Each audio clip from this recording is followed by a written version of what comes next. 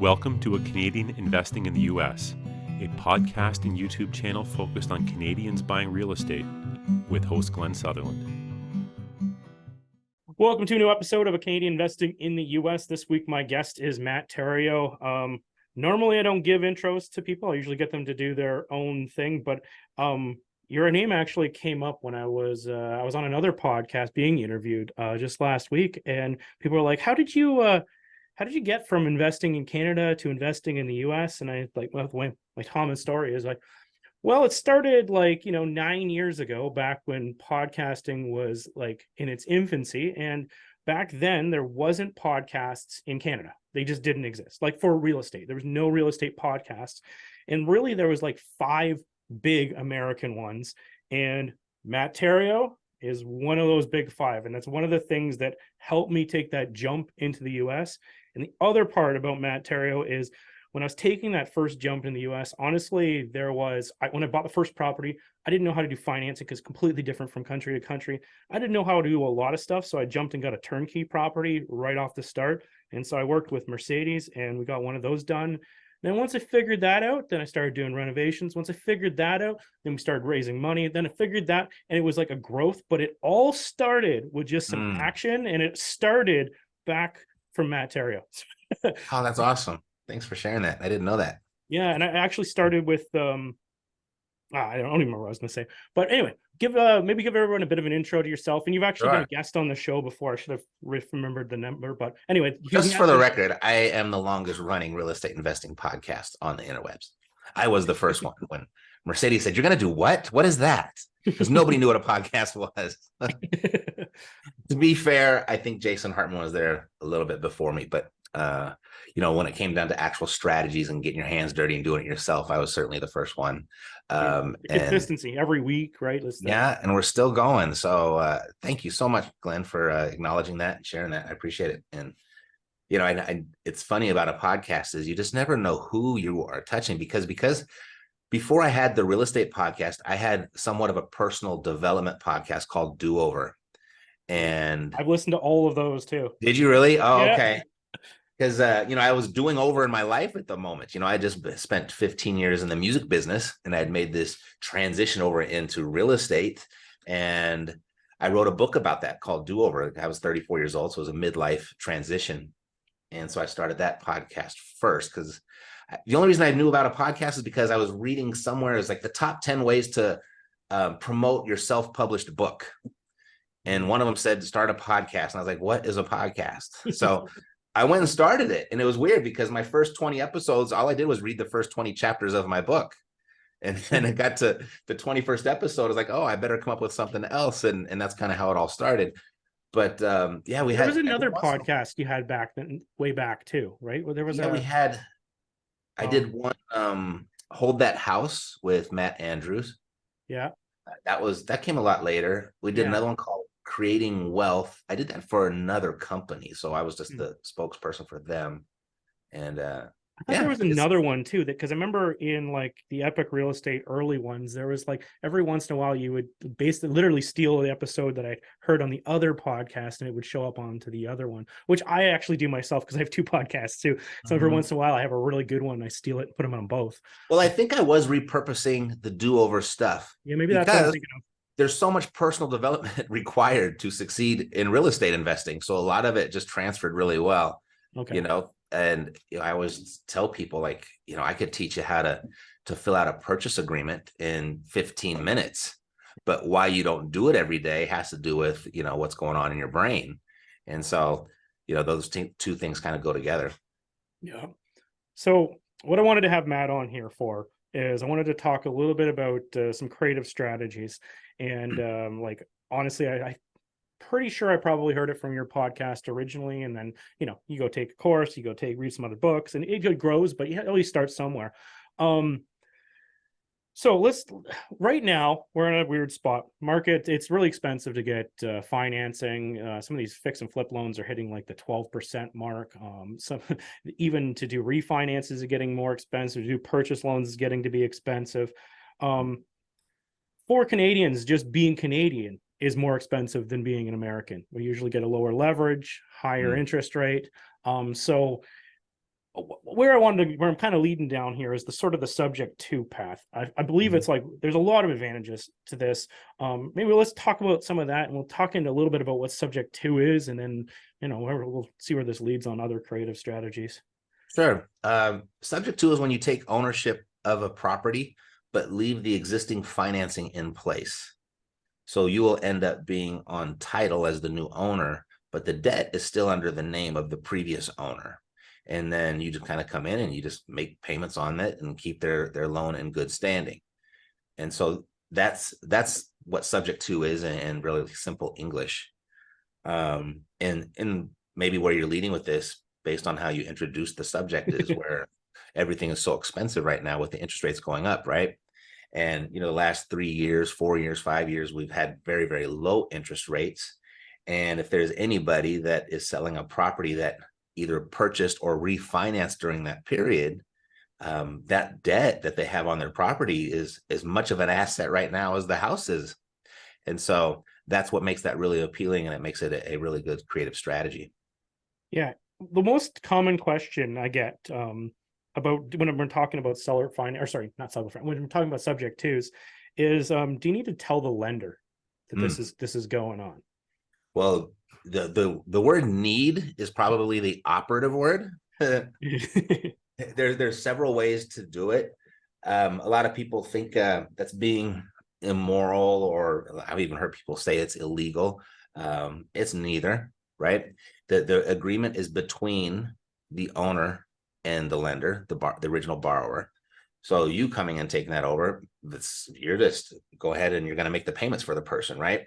So that for the people that would be open to that type of an arrangement, the sellers that would be willing to give you the debt to make the payments and have them still be on the hook for it, so to speak. They're in distressed situations most of the time, right? There's something going on in their world where just selling their property a conventional way is just not the best option for them. They got bigger fish to fry, is what I always say. Yeah. And so if you look at it from that perspective, you're actually doing someone a favor. So they don't go to default, they don't mess up their credit score, and they'll be able to purchase again in the future without having to deal with a foreclosure or a bankruptcy or something like that. So do you have to tell the lender? No.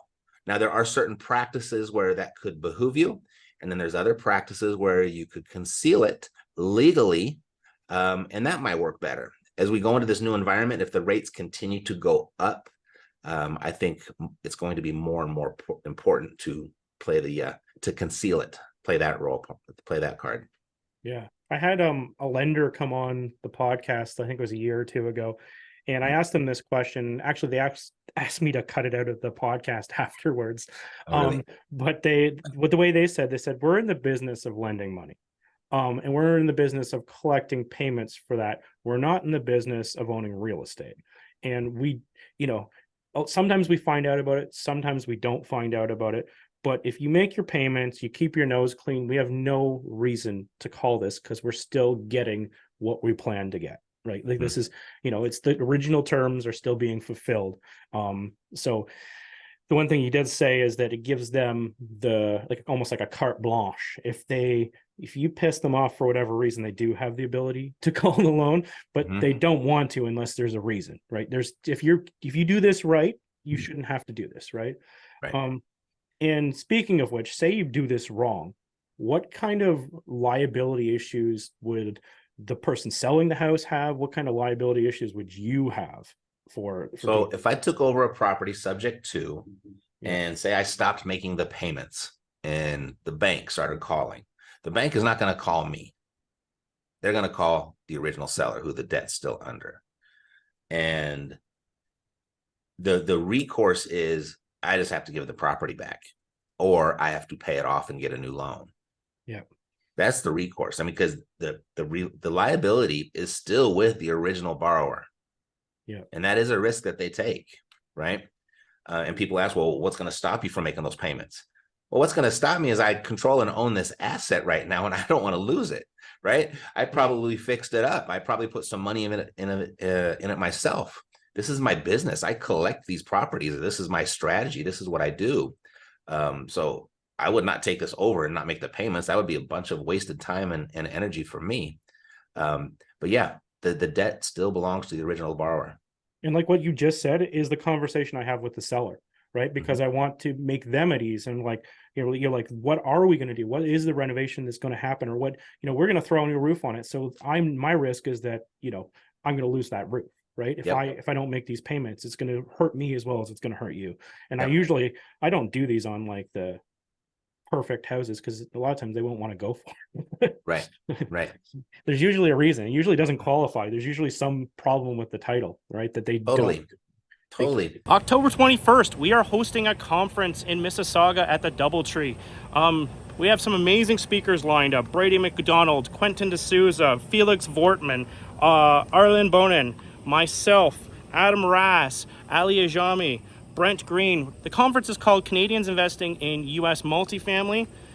If you're looking for more information, please go to glensutherland.com/conference. You know what I'm finding right now is that because if I've come across a loan that's 2.5%, 3%, and I have no problem paying them a little bit more than what they could probably get on the open market for it if they left that loan in place. Because in the long run, I'm still getting a better deal, and so are they, or unless they just wait for the market to bounce back. That's their option. They could take the higher price from me and leave the loan in place, or put it on the real market and take lower money, or wait and for that someday when the house is when they can get it on the open market, what I'm going to pay them for it. Yeah, what I'm finding, because there's getting to be more people that are getting good at this, right? Even some of the wholesalers are doing in trying to assign subject to properties, which is, fairly new for the last few years. A lot of times they're always just price, right? So they're starting to, if you listen to Matt Theriault's price or terms, right? So they're starting to do some terms. At least some of them are getting smart enough, right? And there's a lot of communities teaching this stuff.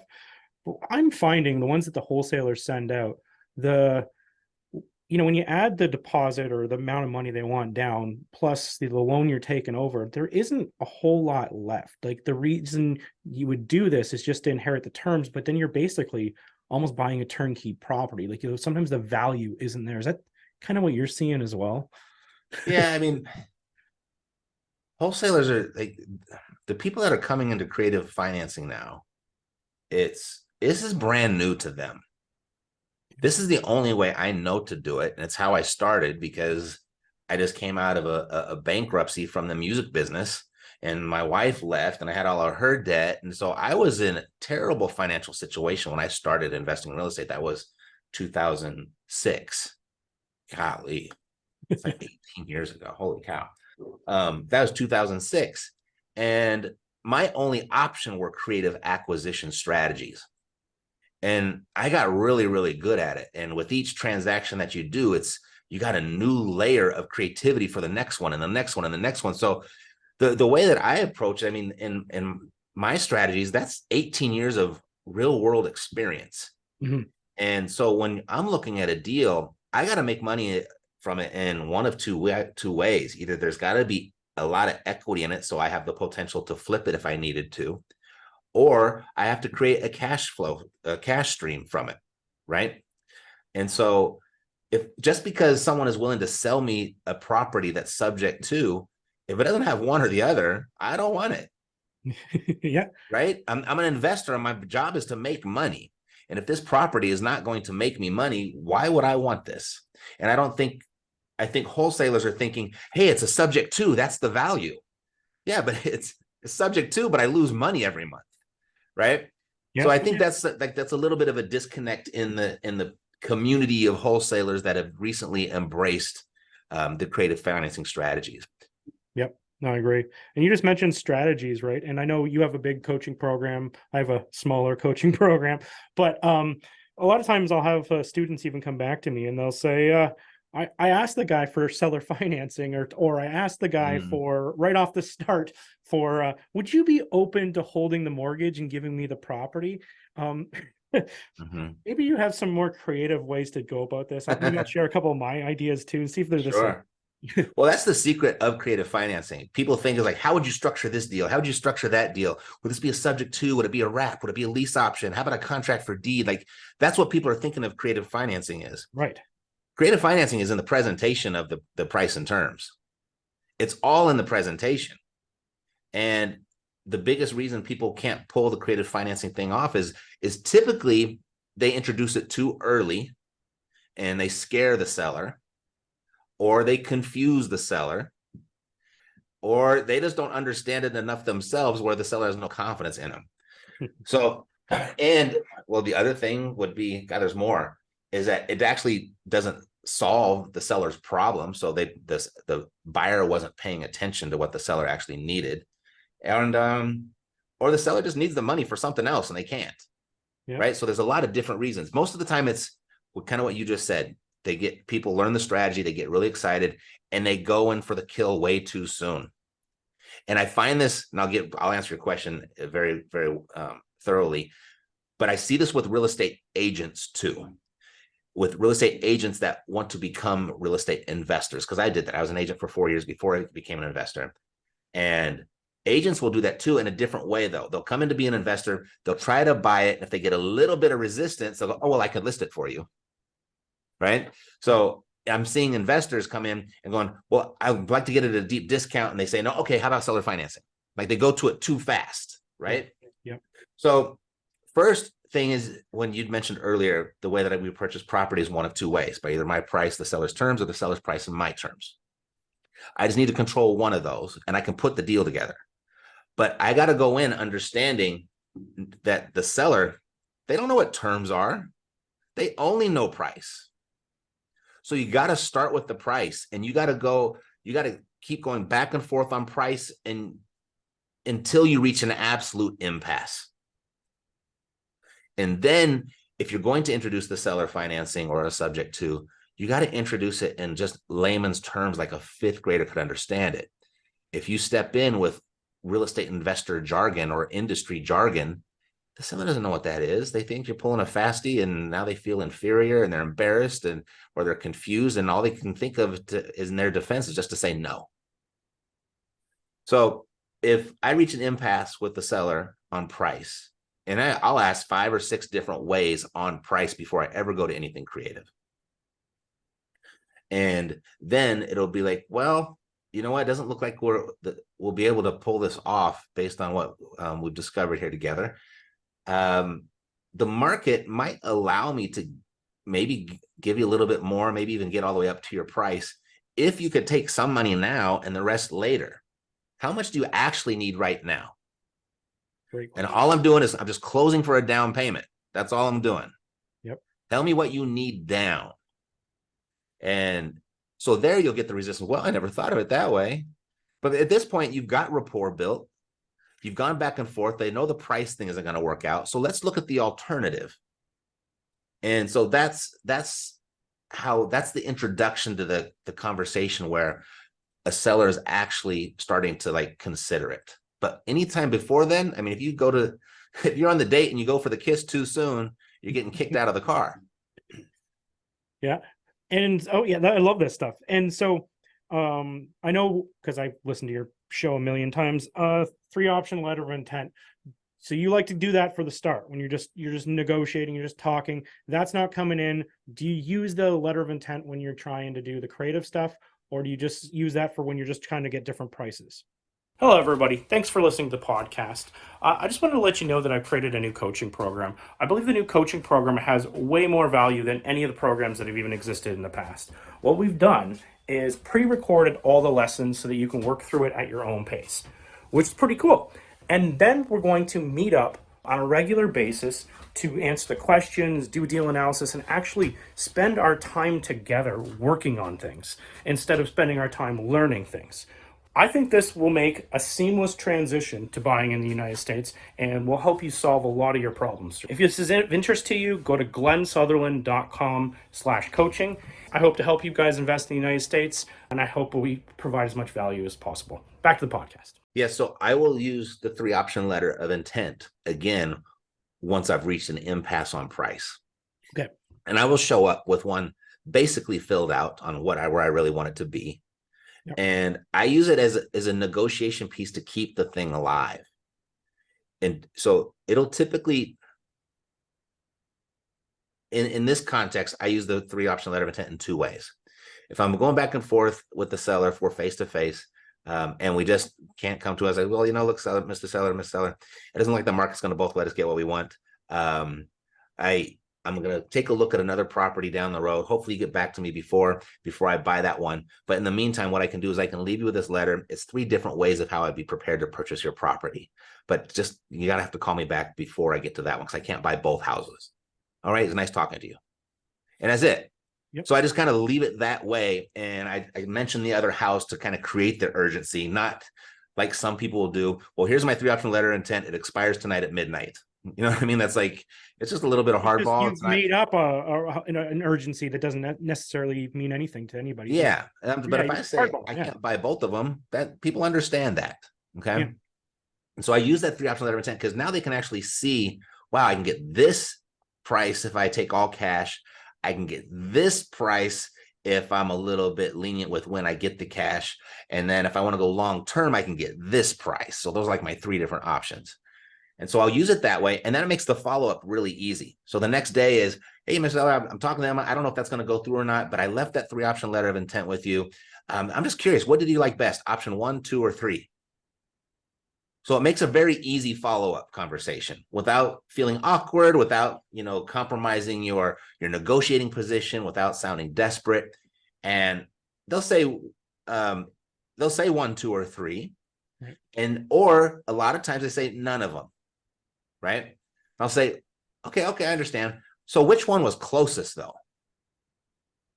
Now I get them to say the 1, 2, 3, and then they'll say 1, 2, or 3 and say, great. If we chose that one, how far apart are we?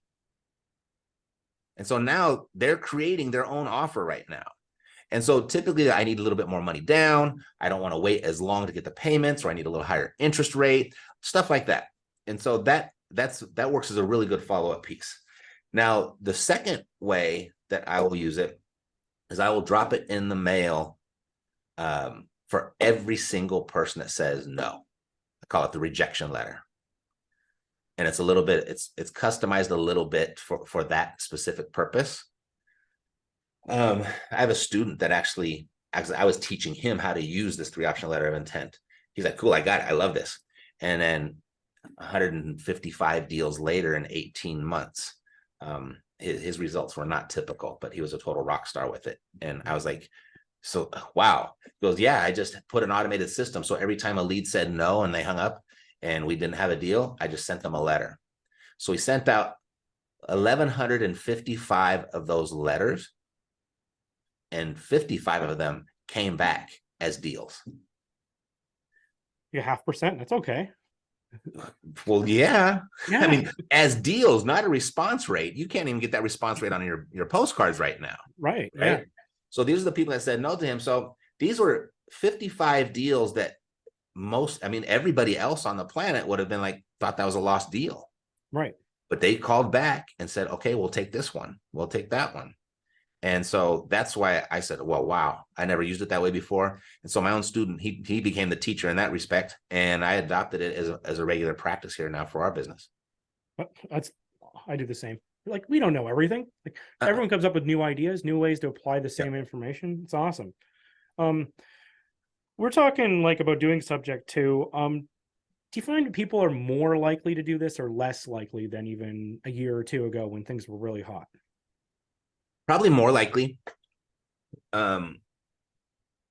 It's always been kind of the same, but logic would say it's going to be more likely because there's not a lot. I mean, there's fewer buyers out there, right? And the mortgage rates, people are kind of waiting for that, the payments and all that kind of stuff. And people can't get the price for their house that they could have got a year ago, and they still want that price or something close to it. Yeah. And so proposing that, hey, why don't instead of saying, let me take over the mortgage for you, what if I got really close to that price, the market allowed me to do that, and I just babysat your loan for a little while, right? Yeah. Like, well, what do you mean babysit? Well, I go ahead and we'll get your price so you can get onto your next location. And then I'll go ahead and I'll just kind of take over the payments. I'll take over the maintenance on the property. I'll take care of everything for you. And, and we'll just kind of cash you out or cash out when I sell or refinance the property. Yep. Right. So that now doesn't sound threatening at all. So I like to use the word babysit because it sounds so, it sounds so harmless. So with this, unless you had more stuff to talk about with sub too, I originally we're gonna go into all the creative strategies, but we don't need to. So we really covered subject 2 really well, and I think this was an awesome interview. If people wanted to learn about doing seller financing, sandwich leases, option outs, wholesaling, all this different strategies, those are ones that are popping in my head right now. Let's guide them to your show. Let's guide them to where they can get this information, where you do this all the time, and help educate people. He also has a coaching program. Maybe tell us a little bit about where to find sure. You. I've got a great YouTube channel that covers it all the time, and that's 8 years of information. I got the podcast, which I think we're going to almost 13 years of episodes, and I've kind of retired from the education business and this massive coaching thing that I used to do. But I'd have set something up. I have kind of Thursdays reserved for so I get to work with the people that I want to work with. So I get to be really selective now. But I made it really, really easy. If you wanted to look into this, we have something called the Creative Closers Club, creativeclosersclub.com. And you can go and you get a weekly lesson and a weekly coaching call, and you don't have to pay for it until after the lesson and after the coaching call. And so I don't even take the money up front anymore. So you just kind of pay weekly, but you pay after it. So if you said this one was worth it, I'll take it. This one wasn't, I want to stop. Right. And so just something doing a little bit different. Different way of doing it. That way I don't want to deal with the stuff that comes with a big giant coaching business anymore. And we're back 100, well, not 100%. So I guess we'd be 80% into full-time real estate investors. And then I carve out Thursdays for coaching. So if they wanted to learn that and work with me once a week, that's how we do it at creativeclosersclub.com. Love it. Yeah. And then you know what? I was going to say, hey, let's get the websites and stuff for the turnkey stuff and that. But you know what? Maybe I'll have might reach out to Mercedes and have her on too. Oh yeah, she'd love that. Yeah. Yeah. We were actually working on some deals with her in St. Louis. So super. Yeah, I mentioned that the last time that we were on, I said I'm on with Glenn. She goes, "Oh, I know Glenn. He was a customer." And I was like, "Oh, really? I had no idea." Yeah. Cool. Back in the day. Yeah. So anyway, Matt, like always, thanks for coming on the show. Tons of value. I think this one will get shared around a lot. Anytime there's like an actual learning, everyone loves learning, right? It's awesome. Thanks. So I really appreciate this. This is great. Everybody reach out to Matt or reach out to Matt's team, leverage the people around you. And once again, thanks for coming on the show, Matt. That was a pleasure. Let's do it again. Bye. That was a nice video. Bye.